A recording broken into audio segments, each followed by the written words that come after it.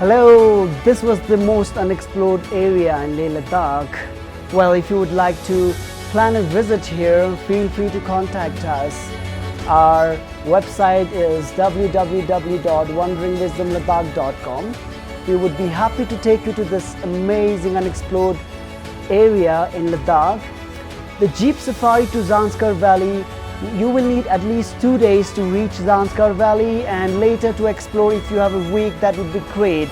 So 7 to 10 days you will need to explore the region, and you could also do a trek, which is the Chadar trek on the frozen river of Zanskar, and there's few trek options from Lamayuru to Padum, Padum to Kasha.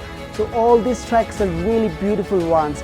You would not like to miss the landscapes and the monasteries and the histories of Zanskar Valley. The very famous Nun Cone, if you are a climber yourself, you'll find it amazing and complete satisfaction. Once you're on the top, the view of the Zanskar Valley will blow your mind. I'm sure you will like and subscribe the video and share it with your friends. Thank you.